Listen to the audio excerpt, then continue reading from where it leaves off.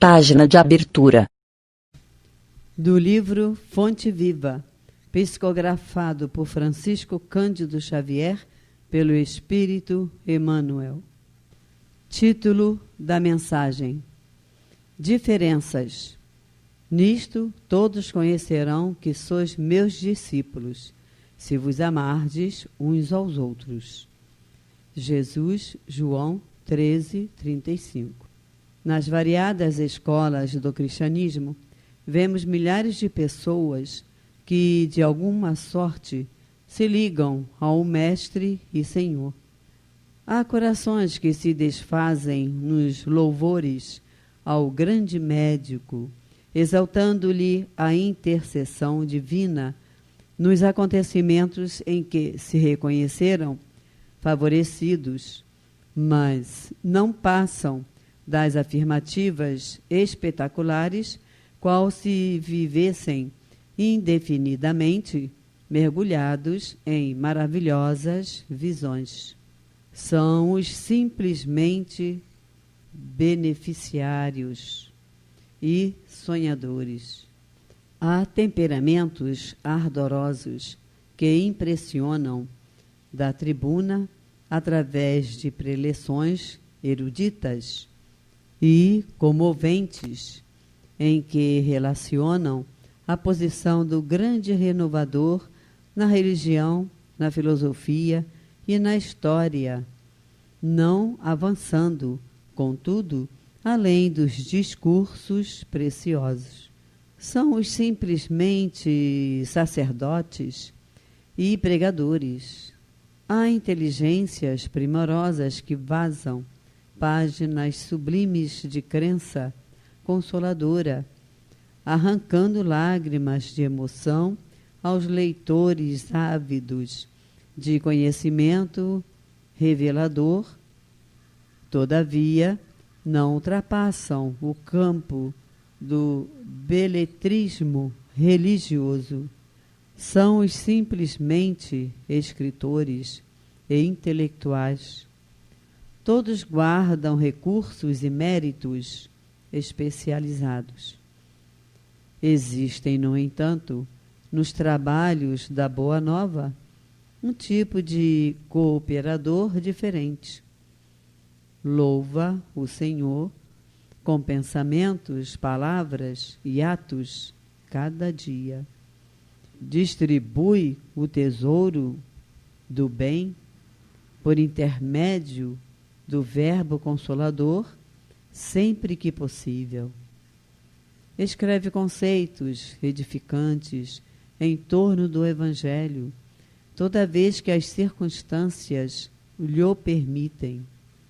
Ultrapassa, porém, toda a pregação falada ou escrita, agindo incessantemente na sementeira do bem, em obras de sacrifício próprio e de amor puro nos moldes de ação que o Cristo nos legou. Não pede recompensa, não pergunta por resultados, não se sintoniza com o mal, abençoa e ajuda sempre. Semelhante companheiro é conhecido por verdadeiro discípulo do Senhor, por muito amar. Emmanuel. E agora, a palestra. Olá, irmãs e irmãos do Grupo Espírita Francisco de Assis. Dando continuidade à nossa sequência de exposições doutrinárias, nós hoje ficamos com o livro dos médiuns. Estamos no capítulo Método, um capítulo muito interessante que a gente encerra hoje. E é interessante começar pelo nome, porque a palavra método ela tem muitos possíveis significados. E aqui, ao que parece, Kardec está se referindo ao método de se apropriar do conhecimento espírita, ou seja, como estudar, como ter contato com os fenômenos e como tirar as conclusões. E aí ele vai abordar os opositores, vai abordar os próprios espíritas, enfim. E agora, no final, ele diz do estudo propriamente dito e de como ele seria válido para formar um corpo de conhecimento doutrinário. Mas antes de continuar, é importante advertir que em toda a codificação, mas em especial no Livro dos Médiuns, é fundamental não se limitar às exposições doutrinárias. É fundamental estudar, seja em casa, na leitura, com grupos de estudo, mas um estudo sistemático e aprofundado. Então, aqui nas exposições, a gente baliza algumas coisas, a gente aponta alguns caminhos, faz algumas interpretações, mas de maneira nenhuma a gente substitui o estudo que cada um deve ter aprofundado para a compreensão da obra doutrinária, né? Quando acontece com o Livro dos Espíritos ou com o Evangelho segundo o Espiritismo, são livros mais gerais, então em algum momento as pessoas que não se aprofundam pelo menos recolhem alguma coisa que talvez seja interessante para elas pontualmente, alguma observação moral. A gente vem de uma cultura cristã, então a maioria das pessoas já conhece alguma coisa da vida de Jesus e a interpretação espírita vem a somar. Mas no caso do Livro dos Médiuns, como a gente está tratando de um fenômeno muito específico, estudado pela doutrina espírita, embora ele não seja limitado ao espiritismo, qualquer falta no estudo, qualquer lacuna que se abre pode dificultar muito a compreensão. Então, reforço aqui a sugestão de um estudo bem aprofundado. Voltando ao nosso tema, nesse primeiro momento do final do capítulo, ele faz uma comparação com as ciências naturais e coloca uma dificuldade que o Espiritismo tem por conta do seu objeto, que é a relação entre seres humanos encarnados e os espíritos que não estão encarnados. E ele coloca que num curso de física, de química, de biologia, você consegue começar dos fenômenos mais simples, passar para os mais complexos, fazer um conjunto de experiências, mas que na doutrina espírita isso não é possível, porque estamos lidando com inteligências livres, com espíritos que têm suas vontades, têm suas possibilidades muito maiores do que as nossas. Eles não estão sujeitos à nossa vontade e aos nossos caprichos. Então, ao contrário da matéria bruta, que a gente pode manipular e fazer como for do nosso interesse, no caso dos espíritos a gente não pode fazer assim. E isso é uma limitação do fenômeno, é uma limitação do sistema que a gente usa na doutrina espírita para adquirir conhecimento, que é o contato com os espíritos. E isso é muito honestamente reconhecido por Kardec. A gente poderia fazer um paralelo com as ciências atuais. Sobre os paradigmas atuais, a doutrina espírita não poderia ser considerada ciência da forma como Kardec colocou no século XIX, porque hoje, no século XXI, a gente entende ciência de uma forma diferente. Isso não invalida o que a doutrina espírita diz, mas ela reconhece exatamente o que Kardec já colocava logo no início dos seus estudos, que as pessoas que acham que podem tomar posse do método doutrinário espírita e ter os fenômenos à sua vontade, descobrirem o que quiserem, na hora que quiserem, são impostores ou estão muito mal informados. Então, dessa maneira, tem que ser uma aproximação diferente, uma aproximação que dê conta da especialidade do fenômeno, que é, como eu disse, ligado a espíritos livres, a espíritos que têm a sua vontade, que não se submetem à nossa, e, mais do que isso, ele acrescenta que depende de uma aptidão especial de cada pessoa. Então, poucos são médiuns no sentido de produzirem fenômenos observáveis, e mesmo os que são, não são de todos os tipos, não produzem fenômenos ao seu bel prazer. Então, é preciso uma dose de paciência, uma dose de prudência para poder entrar em contato com esses fenômenos e poder recolher informações realmente úteis. E aí ele continua dizendo qual seria o meio da gente contornar esses inconvenientes. E o ponto principal dele é a teoria. A gente precisa estudar, contar com a experiência de outras pessoas que já fizeram esse caminho de estudo e de experimento pelo fenômeno, para que, começando pela teoria, a gente possa previamente ter algumas noções que vão ajudar a gente a observar o fenômeno. Na verdade, ele não diz isso, mas a própria ciência, as ciências naturais que ele citou acima, fazem assim também.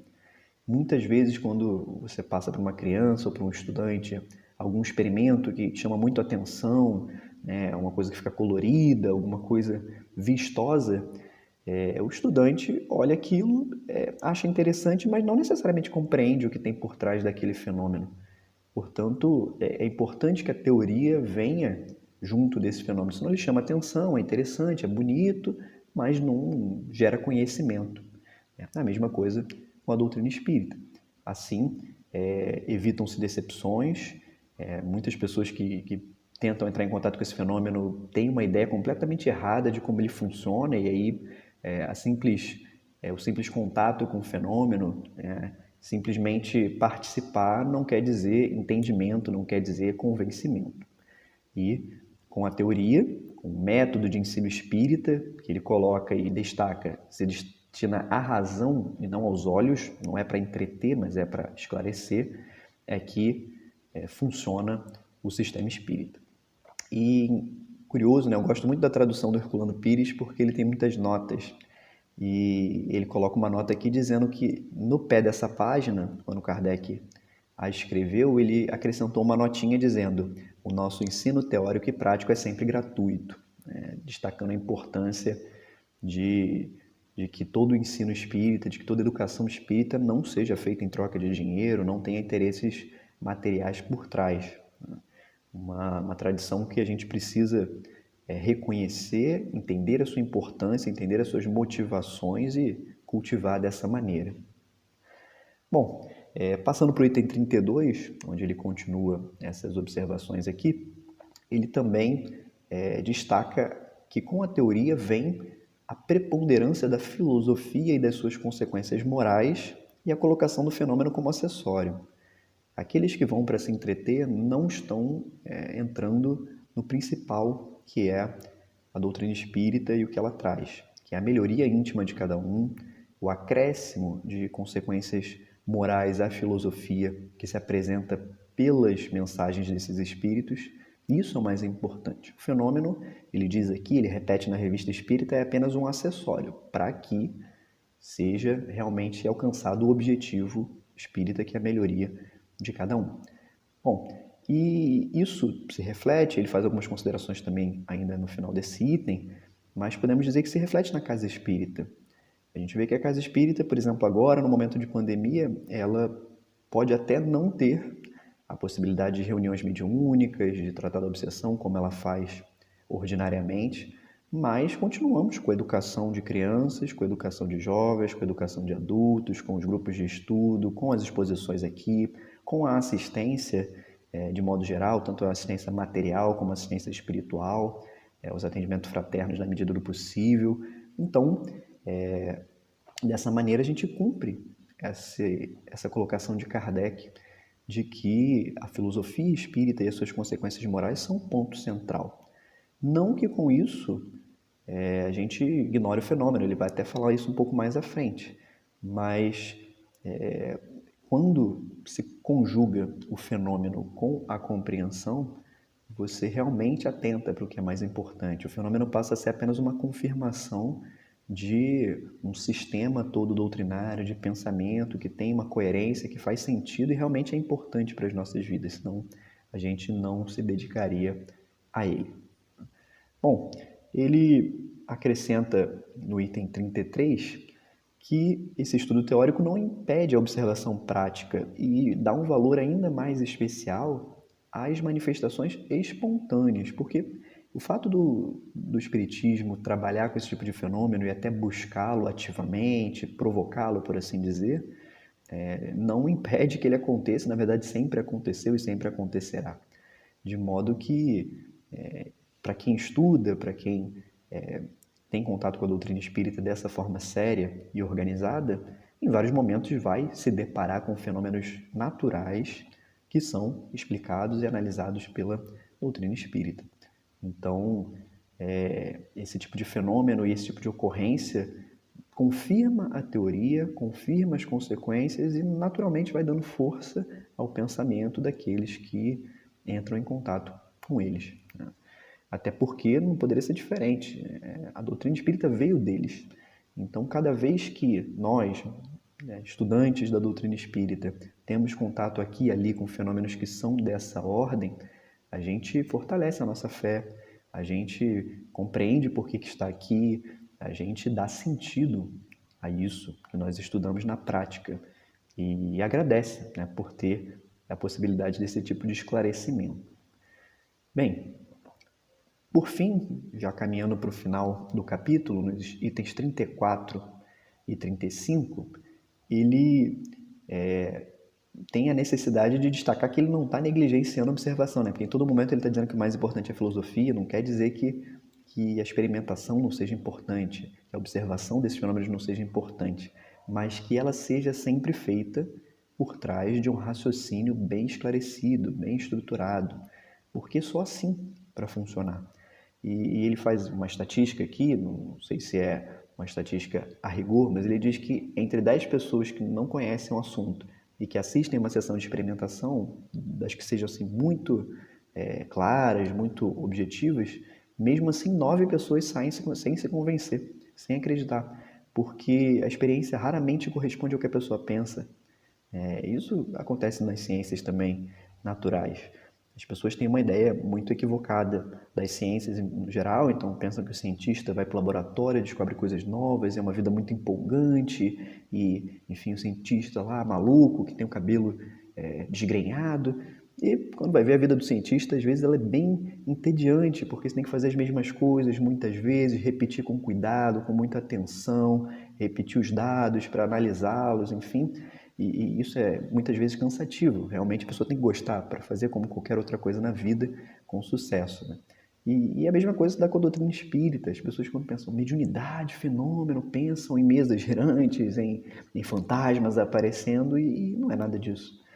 E por isso que elas ficam um pouco decepcionadas quando tem esse tipo de pensamento mágico, esse pensamento de alguma coisa que é sobrenatural, enfim. Então só aqueles que realmente têm esse raciocínio por trás e têm essa compreensão da doutrina espírita acabam persistindo e recolhendo os frutos. Só é benéfico quando a gente realmente compreende aquilo que a gente está fazendo. E encerrando propriamente no item 35 mesmo, ele faz uma sugestão de ordem de estudo. Ele coloca que o primeiro livro que deveria ter sido lido, nesse momento em que ele publica o Livro dos Médiuns, é o que é o Espiritismo. E isso é um ponto interessante porque esse livro é um pouco negligenciado pelo movimento espírita. Na ideia das supostas 5 obras, que na verdade Kardec nunca destacou 5, mas colocou as obras fundamentais lá no seu último livro publicado, Catálogo Racional para a Formação de uma Biblioteca Espírita.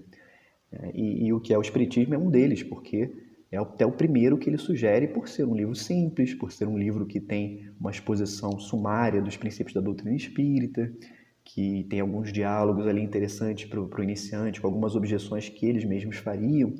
Então, é um livro de entrada muito interessante. Para então, sim, entrar no Livro dos Espíritos, que é a doutrina mais completa, em todos os seus aspectos, com as perguntas e respostas, e na sequência, sim, ir para o Livro dos Médiuns, que é o que a gente está estudando nesse momento, que tem esse cunho mais específico de orientar a prática de manifestação e compreender as suas consequências. E acrescenta ele também a Revista Espírita, por ser, naquele momento, ditada mensalmente, então tem uma série de artigos, de explicações, de reportagens, de análises, que enriquecem muito até hoje. Inclusive a casa tem um estudo da Revista Espírita que é muito enriquecedor para todos nós. Vale lembrar que, naquele momento, ainda não existiam outros livros da codificação, como o Evangelho segundo o Espiritismo, Céu e Inferno, a Gênese, que vieram posteriormente, mas nesse primeiro momento se dá uma ideia de como Kardec pensava a doutrina espírita. Esses outros livros vêm a somar, se encaixam, são fundamentais também, mas naquele momento de construção da doutrina espírita, Kardec estabelece essa ordem que nos parece muito, muito sugestiva. Acreditamos que até hoje ela pode ser bastante útil para aqueles que estão começando na doutrina espírita. E por fim ele faz aqui observações de muita humildade, né? De não se colocar como um novo Papa, não se colocar como alguém que traz uma coisa muito especial, mas ele coloca que foi assim que ele fez a doutrina espírita, fez a codificação, obviamente não ele, mas através dos espíritos superiores ele constituiu nos livros e coloca que nós devemos ler prós e contras, ler críticas e apologias, que a gente deve, sim, estudar diversos livros, diversas fontes a respeito desse assunto, porque só assim que a gente cresce. Então ele termina dizendo que não indica e nem critica nenhuma obra porque não quer influir na opinião que nós possamos formar. Ele diz que toma o seu lugar, coloca a sua pedra aí nesse edifício, faz a sua parte, mas que, olha que humilde, né? Não cabe a ele ser juiz e parte ao mesmo tempo. Não adiantaria ele julgar que ele faz a melhor coisa. Ele coloca ali o trabalho que ele teve, observando fenômenos através dos espíritos, em contato com os espíritos superiores e de como ele chegou a essas conclusões, e cabe ao leitor julgar. E acho que nós estamos nessa condição de leitor, de juiz também, no sentido de juiz das nossas próprias vidas. Isso faz sentido para mim? Isso me acrescenta? Isso é bom? Isso me torna uma pessoa melhor? Isso traz alguma coisa que torna a minha vida melhor em algum sentido para mim e para as pessoas que me cercam? Então, eu quero ser parte disso também. Eu quero estudar e quero recolher dessa filosofia as consequências morais que interessam a mim. Então, diante dessa postura humilde, que deve servir de exemplo para todos nós, que nós tenhamos essa mesma atitude, tenhamos esse mesmo procedimento, essa mesma conduta de humildade com relação aos conhecimentos, não sermos juízes, não julgarmos que o outro não segue a doutrina espírita, mas aqui é muito melhor, que cada um siga o seu caminho e esse que é bom para nós, que se aplique à nossa vida de verdade. Que a gente realmente se sinta grato por ter uma doutrina que nos acrescenta, que nos esclarece dessa maneira que está tão bem explicadinha, com tanto carinho, por Kardec. Então, bom estudo a todos, principalmente boa aplicação disso às nossas vidas e muita paz para todos nós.